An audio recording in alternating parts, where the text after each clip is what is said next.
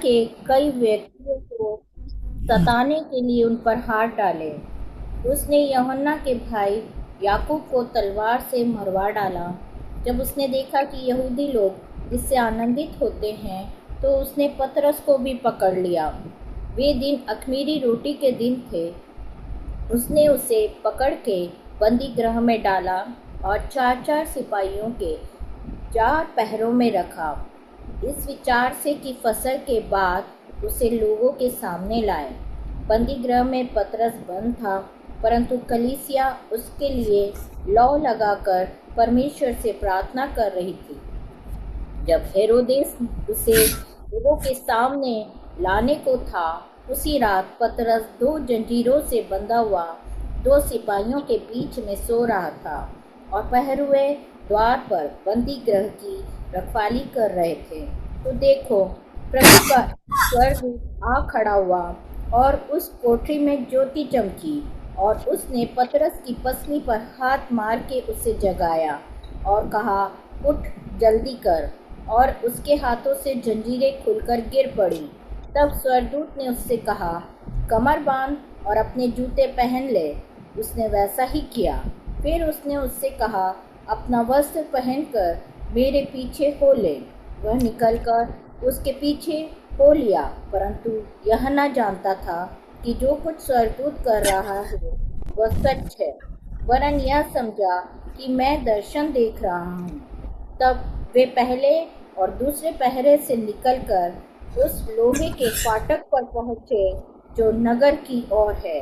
वह उनके लिए आप से आप खुल गया और वे निकलकर एक ही गली होकर गए, और तुरंत ही स्वर्गदूत उसे छोड़कर चला गया। तब पतरस ने सचेत होकर कहा, अब मैंने सच जान लिया है कि प्रभु ने अपना स्वर्गदूत भेजकर मुझे हेरोदेस के हाथ से छुड़ा लिया और यहूदियों की सारी आशा तोड़ दी है।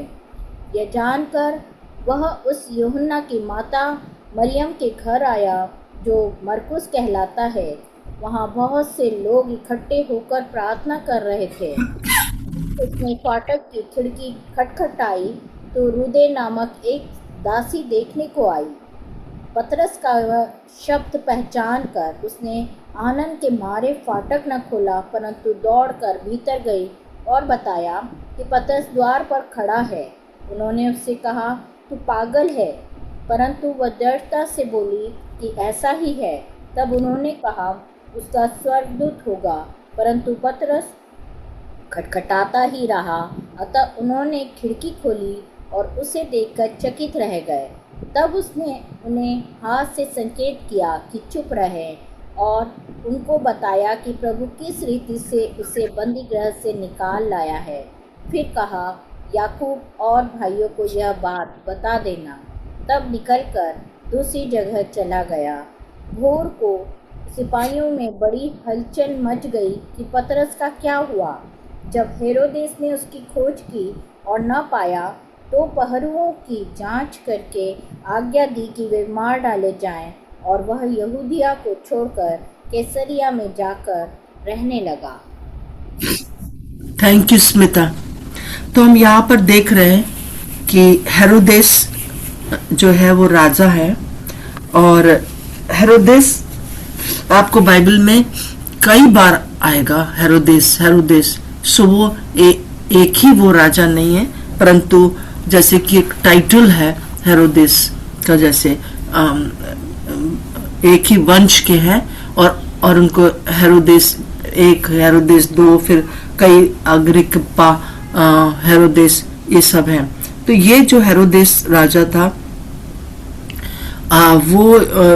उसका जो उसकी जो पिता का पिता था, वो कहीं ना कहीं उसको जो है वो बहुत ही ऐसा व्यक्ति था जो कि उसने 10 पत्नियां की थी, और 10 पत्नियों को वो बहुत ही उससे देखता था, और उनके बेटों को। तो वो क्या करता था, थोड़ा भी अगर उसको शक होता था तो वो उनको मार डालता था, दोनों को, पत्नी को भी और बेटे को भी। तो कई लोगों का ये कहना हो गया था कि हेरोदेस के बेटे होने से अच्छा है कि पालतू सुअर बन जाए, ऐसे करके। तो मतलब कि इतना ज्यादा वो कठोर था, मतलब इसका परदादा। और हम देखते हैं कि ये इसके अंदर एक जो था, इसकी जो माँ थी वो यहूदी थी, और ये और एक और लड़का था उसका, तो वो भी उनको भी इसी प्रकार से मार दिया गया था। तो कहीं ना कहीं ये जो बच्चा था, मतलब कि वो पूरी तरह से जीवित रह गया, और वही आगे चल के राजा बना। और उसके अंदर यहूदियों के लिए एक सॉफ्ट कॉर्नर था, क्योंकि उसकी माँ यहूदनी थी, और वो यहूदी लोगों को प्रसन्न करना चाहता था। तो इसीलिए वो क्या करता था कि कहीं ना कहीं यहूदियों को वो प्रसन्न करने के चक्कर में उसने जब देखा कि यूहन्ना का भाई जो है याकूब को पकड़वाया और उसको मरवा दिया, तब यहूदी लोग बहुत खुश हो गए। तो उसने पतरस को भी पकड़ लिया, क्योंकि पतरस मेन था, तो उसको भी पकड़ लिया। तो हम देखते हैं कि जब पतरस को जेल में डाला गया, तो तब जो था एक अलग ही एनवायरनमेंट हो गया। अब हम ये नहीं कह सकते कि याकूब को क्यों मार दिया, प्रभु ने याकूब को क्यों नहीं बचाया, है ना, और पतरस को क्यों बचा लिया। हम इसके लिए बहुत ज्यादा चीजें नहीं बता सकते कि प्रभु ने क्यों नहीं बचाया। पर एक चीज जो कि मेरे सामने आती है, मेहरबानी से पढ़ दीजिए मत्ती उसका 20 से 23 तक पढ़ दीजिए। ये दोनों को थोड़ा कंपेयर करते हैं। मत्ती 20 से 23 और दूसरा पद यहाँ का जी।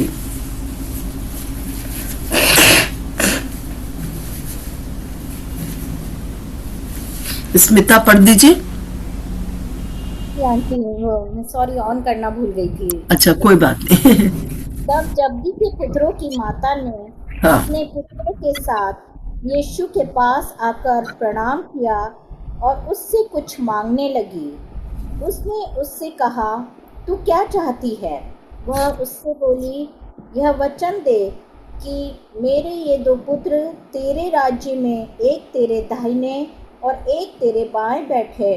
यीशु ने उत्तर दिया, तुम नहीं जानते कि क्या मांगते हो। जो कटोरा मैं पीने पर हूँ, क्या तुम पी सकते हो?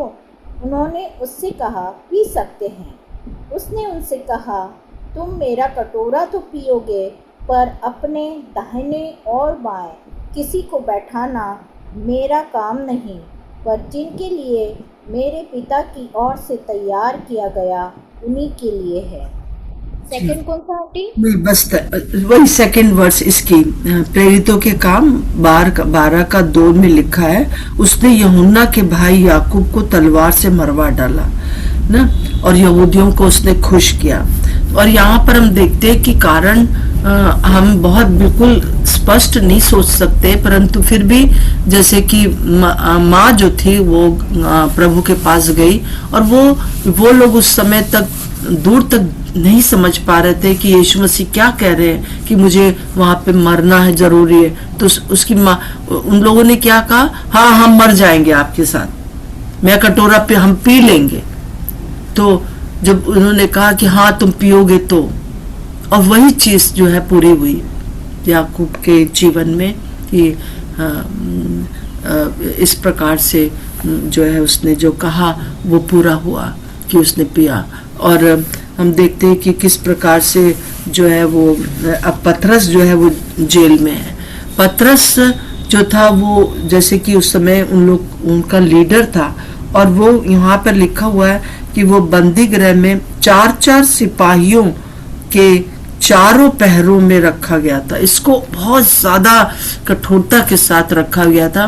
देखिए जब उस समय जो वो होते थे, कई बार जो बहुत ज्यादा क्रिमिनल्स होते थे उनको क्या करते थे, एक सिपाही के साथ उनका हाथ बंधा रहता था और वो जेल में भी वैसे ही रहते थे। सिपाही भी को भी मतलब कि एक तरह से साथी में रहना पड़ता था। तो यहाँ पर क्या हुआ है कि न केवल एक सिपाही था, परंतु दोनों थे।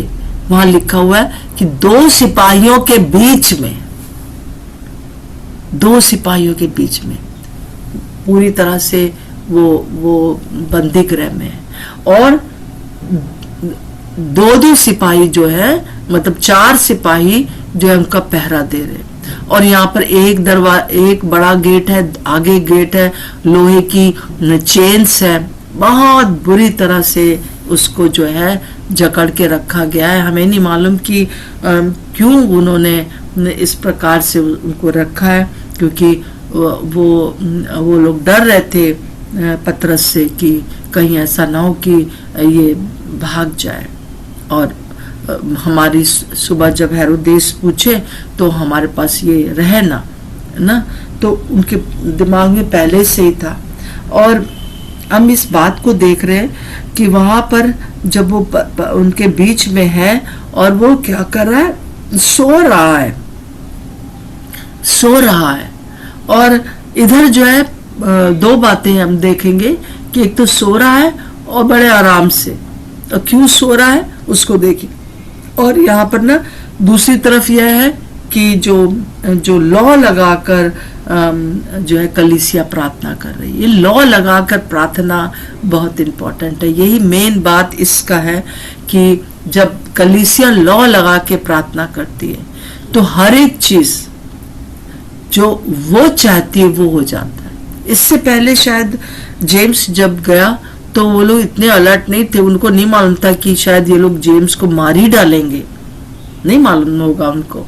परंतु जब वो मर गया होगा तब उनको ध्यान आया होगा कि अरे उसको तो मार दिया। जब पतरस को किया तो वो लोग बड़े सचेत हो गए। जब एक सताव आता है तो फिर लोग सचेत हो जाते हैं। और उस समय भी जो कलीसिया थी वो सचेत हो गई और एक घर में जो था वो लोग इकट्ठा हुए मरकुस के घर में, जिसकी माँ का नाम मरियम था, उसके घर में जो है वो इकट्ठा होकर प्रार्थना करने लगे कि प्रभु आप छुड़ाइए, क्योंकि आपके हाथ में सब कुछ है। हम यहाँ पर एक चीज देखते हैं कि जैसे हम दानियल के उसमें देखते हैं कि निकोदेमस राजा था और उसने क्या किया था कि उसने बहुत सब कुछ किया, मतलब कि बहुत कठोर राजा था, उसने सारी दुनिया पर राज्य किया। परंतु दानियल ने उसको क्या कहा कि तू अगर नहीं मानेगा, अब उसका सपने का अर्थ बताया, तो क्या होगा तेरे साथ कि तू 7 साल तक जानवरों के साथ जंगल में रहेगा। और बिल्कुल वैसे ही हुआ। और जब उसने इस बात को माना कि दानियल का परमेश्वर यहोवा ही परमेश्वर है और उसी के हाथ में सब कुछ है और मैं उसके सामने समर्पित करता हूं अपने आप को, और जब उसने ऐसा किया तब वो होश में आया और वापस आया। सो वो चीज मेरे दिमाग में आती है कि प्रभु के हाथ में सब कुछ है। और यहाँ पर भी हम देखते हैं पतरस जो है वो प्रभु के ही हाथ में है, परंतु जो कलीसिया वो लौ लगा के प्रार्थना कर रही है। और ये 6 पद में लिखा जैसे कि वो सिपाहियों के बीच में सो रहा था, है ना, कि मतलब विश्राम में था। उसको क्या चीज था, क्या पता था, उसके अंदर एक क्या भरोसा था प्रभु पर। मैं सोचती हूँ कि उसको जो है एक बात का भरोसा होगा कि जो यूहन्ना उसका निकाल लीजिए, यूहन्ना 21 का, और प्रभु यीशु कुछ ही समय पहले प्रभु यीशु मसीह ने जीवित होने के बाद जब 21 अध्याय में, यूहन्ना 21 अध्याय में चेलों को तिब्रियास झील के किनारे दर्शन दिए थे और वहां पर उसने रोटी बना के रखी थी कोले पर और मछली भून के रखी थी और सबको खाना खिलाया और उनसे बातचीत करने लगा। तब उसने पतरस से क्या कहा था, हम थोड़ा सा ध्यान देते। 21 का कोई पढ़ दीजिए। जब वो पतरस से बात कर रहा है तो क्या क्या कह रहा है, पढ़ दीजिए 18 से।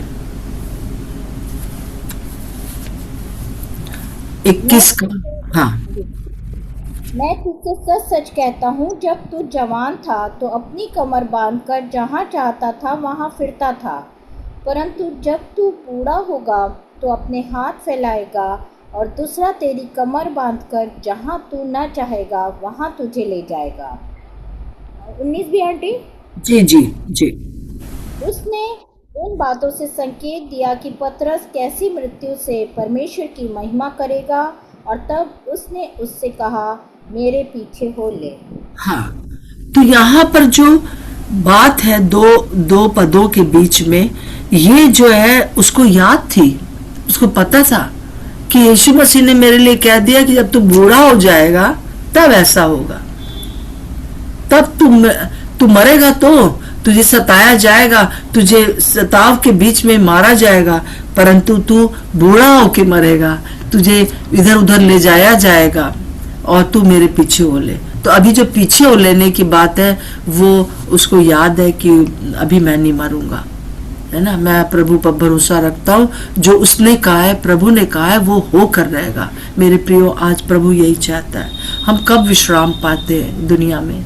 हमारे सामने जब बहुत बड़ी बड़ी समस्याएं आ जाती हैं, तब हम कब जो है हमारे अंदर एक शांति रहती है, जब हमको ये भरोसा होता है कि प्रभु ने हमको एक जीवन दिया है और वो हमको आगे बढ़ाएगा, वो हमारी सहायता करेगा। इतने चार चार पहरों के बीच में और बड़े अद्भुत रीति से हम देखते हैं उस कोठरी में जो है कैसे स्वर्गदूत आ गया। जिसको प्रभु चाहे वो प्रभु कर सकते हैं, प्रभु के हाथ में सब कुछ है। प्रभु का धन्यवाद हो। तो हम देखते हैं कि वो जब सो रहा था, और क्योंकि वो बहुत ही रिलैक्स था, इसीलिए प्रभु आज हमसे कहता है, चाहे आपके सामने कितनी भी कठिनाइयां क्यों ना हो, मेरे प्रिय बहनों भाइयों, हमको क्या करना है? हमको सिर्फ उन वचनों पर ध्यान देना है जो प्रभु ने हमसे कहे, है ना। वही यहाँ पर पौलुस कर रहा है, और कलीसिया भी लौ लगा के प्रार्थना कर रही है। तो हमको दो बातों के लिए आज प्रार्थना करनी है कि हम लोग फिर से वो समय आ गया है कि कलीसिया जो है लौ लगा के प्रार्थना करे, और ये चीज जो है अभी भी जो है वो नहीं हो पा रही है। मैं देख रही हूँ कि जो हम लोग 90s में 80s में जिस तरह से हम लोग प्रार्थना किया करते थे लखनऊ में, दूसरी जगहों के ऊपर, अभी वो सब बंद हो गया। होल नाइट प्रेयर बंद सी हो गई है ना। तो वो चीजें बहुत जरूरी हैं। अभी आज हमारे सामने कितने लोग हैं जो कि हम देख रहे हैं कि कितने हमारे प्रभु के सेवक जो है वो जेलों में हैं, उनके बच्चे बेघर हो गए हैं और बहुत परेशानियां हैं।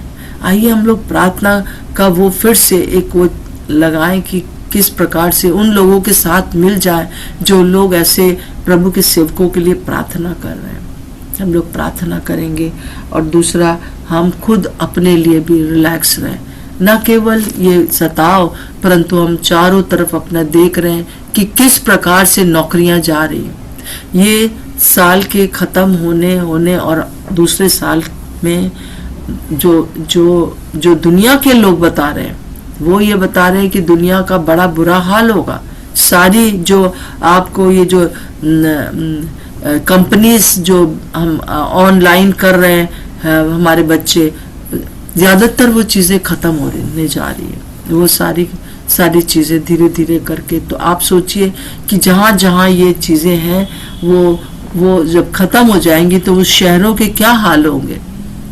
तो हमको इस बात के ऊपर वो रखना है कि हमारा भरोसा जो है प्रभु पर रहे। जब उसने कहा है कि वो जीवन के अंत तक हमारी सहायता करेगा, हमारे बच्चों को कभी भी ऐसे नहीं जाने देगा, बस प्रभु की ओर लौ लगाए रहिए।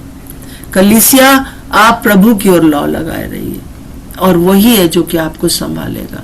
शायद हम लोग जो बहनें घर में रहते हैं, हम जो कि न्यूज़ नहीं देखते हैं, या हम लोग को हमारे देश में सही न्यूज़ नहीं आ रही है कि क्या दुनिया के क्या हाल है, तो आप नहीं समझ पाओगे। तो इसलिए लॉ लगा के प्रार्थना करिए, विश्वास करिए। प्रभु ने जो कहा है कि महाक्लेश से पहले वो हमको उठा लेगा। उठा लेगा मतलब रैप्चर हो जाएगा। क्या आप तैयार हैं उस रैप्चर के लिए? क्या आप तैयार हैं हर दिन? क्योंकि वो एक बड़ा सताव तो दुनिया के ऊपर जो आने वाला है, उससे प्रभु परीक्षा जो दुनिया पर आने वाली है, उससे प्रभु हम लोग को बचा के ले जाएगा। जैसे यहाँ पर हम पतरस को देखते हैं, आगे हम और भी बातों को देखेंगे, पर आज हम विशेष रूप से इन 2 बातों के लिए प्रार्थना करेंगे कि प्रभु हमारी सहायता करे कि हम लॉ लगा के प्रार्थना कर सके। मैं बार बार ये बात मेरी परसों से इस दिमाग में आ रही है कि लॉ लगा के प्रार्थना करें। लॉ लगा के प्रार्थना का मतलब क्या है? एकदम एकाग्र होकर। और मैं जानती हूँ कि जब प्रार्थना करने बैठो तो दिमाग इधर से उधर जाता है ना? तो उसको मत परेशान होइए, सबके साथ होता है। उसको फिर वापस लेके आइए। जो समय आपने नियुक्त किया है प्रार्थना का, उस समय प्रार्थना में करिए। और जो लोग अन्य भाषा में प्रार्थना कर लेते हैं उनके लिए तो बहुत ही अच्छा है। और साथ साथ में हम जो है परमेश्वर पर विश्वास रखें कि दुनिया के ऊपर वो परीक्षा आएगी, परंतु हम जो कि प्रभु को जानने वाले हम पर हमें पैनिक होने की जरूरत नहीं है, हमें परेशान होने की जरूरत नहीं है। हम पर वो चीज नहीं आएगी। थोड़ा बहुत उसका इफेक्ट होगा, परंतु आम लोग जो फेस करने जा रहे हैं वो कलीसिया फेस नहीं करने जा रही। ये एक प्रॉमिस लेके चले। आइए हम प्रार्थना करेंगे। कोई भी जन जो है वो प्रार्थना में अगुवाई कर दीजिए। आइए प्रार्थना करें दोनों बातों के लिए। कोई भी एक जन प्रार्थना करिए। हम आपके पास आते इस समय यस मैम। हम जब देखते हैं दुनिया में दिन बुरे से बुरे होते जा रहे हैं प्रभु जी, चारों तरफ प्रभु जी लोग परेशान हलाकाने, और ये परेशानियां लोगों के जीवनों में निरंतर बढ़ती चल रही है, क्योंकि प्रभु आपका आना निकट है। और प्रभु ऐसे समय में हम कलीसिया जागृत हो जाए प्रभु जी, हम सोते न रहे, लेकिन प्रभु होने दे कि हम आपके वचनों पर भरोसा रखते हुए वचनों के अनुसार लौ लगाकर एक मन एक चित होकर प्रभु जी आपसे विनती और प्रार्थना करने पाए। इन दिनों में प्रभु जी सिर्फ हम अपनी ही प्रॉब्लम्स में न फंसे रहे, अपनी ही बातों में फंसे न रहे, लेकिन दुनिया के लोग जो कि हलाकान हो रहे हैं, हैरान हो रहे हैं, विशेषकर प्रभु जी जो कि इन दिनों में जवान बच्चे और आने वाली पीढ़ी और कई लोग बेरोजगार होते चले जा रहे हैं प्रभु जी। दुनिया निरंतर प्रभु जी ओ प्रभु जी ऐसे खतरे से और जाने वाली है जहां पर मेरे प्यारे प्रभु जी लोगों के पास आशा नहीं रहेगी। ऐसे में प्रभु होने दे हम आपको उन लोगों को आपकी आशा दिखा सके, वो ज्योति में ले आए प्रभु जी, जहां पर उन्हें उन सारी बातों से छुटकारा और चैन मिले, वो शांति पाए प्रभु जो आप में है, वो शालोम पाए प्रभु। और न केवल इन बातों के लिए प्रभु जी, लेकिन हम आपके लोगों के लिए भी विशेषकर प्रार्थना करते प्रभु, सहायता करिए कि हम सब एक मन होकर प्रभु जी जो आपके बच्चे भी अगर इन प्रॉब्लम से गुजर रहे, यीशु के नाम से हर एक वो प्रॉब्लम्स दूर होने पाए। हमें तैयार करिए और हम प्रभु जी एकजुट होकर ओ लो लगाकर अपने लोगों के लिए, ओ जो दुनिया नाश की ओर बढ़ रही उनके लिए प्रभु प्रार्थना करें कि आत्माएं बटोर ली जाए। इन अंतिम दिनों में प्रभु जी लोग आपके पास दौड़े चले आए और देखें कि सचमुच प्रभु में ही वो शांति और आराम है, वो विश्राम है जो कि हमें मिल सकता है। हाँ प्रभु, हर एक प्रभु तेरे विश्वासी इन दिनों में और ज्यादा जागृत हो जाए और ज्यादा तुझसे लौ लगाकर तुझसे लिपटने वाले हो जाए। यीशु ऐसा आप ही कर सकते। पवित्र आत्मा हमें जागृत करिए, हमें प्रभु जी एक मन एक चित करिए। यीशु के नाम से मांगती हूँ, आमीन और आमीन। आमीन। प्रभु सच में हम प्रार्थना करते कि आप हमारे अंदर लौ लगा कर प्रार्थना करने के लिए प्रभु वो वरदान दे दीजिए प्रभु कि उठते बैठते हमारा मन आपकी ओर लगा रहे। यीशु मसीह हर एक को मैं यहाँ पर ब्लेस करती हूँ, और जो भी आगे हमारे दिमागों में बहुत सी बातें हैं वो सब दूर हो जाए, क्योंकि आप हमारे रक्षक हैं। जैसे पतरस को पता था, इसलिए इतनी बड़ी कठिनाई के बाद भी वो सो रहा था। कोई ऐसा व्यक्ति जो कि जिसको कल मरना है और उसको पता है कि जेम्स को मारा गया, मुझे भी मारा गया जाएगा और कल मुझे मरना है, और वो आराम से सो नहीं सकता। परंतु प्रभु आज हम भी वही इत्मीनान, वही शांति अपने अंदर मांगते हैं, यीशु के नाम से मांगते हैं। आमीन और आमीन। Thank you. आज आप लोग के लिए, मेरे लिए प्रार्थना करिएगा। थोड़ा सा जुकाम हो गया मुझे, पर मैं विश्वास करती हूँ कि मैं ठीक हो जाऊंगी, और मेरे लिए भी प्रार्थना करते रहिए, मैं चंगी रहूं। सबको जय मसीह की, जय मसीह की मामा। जय मसीह की, जय मसीह की, जय मसीह की, जय और जो मसीह लोग की आंटी जी। जय मसीह की। प्रभु आप लोग को बहुत आशीष दे, प्रभु का धन्यवाद हो। जय मसीह की आंटी, जय मसीह जय मसीह की, जय मसीह की, मसीह की सब बहनों को सबको जय मसीह की। शालोम शालोम और शालोम।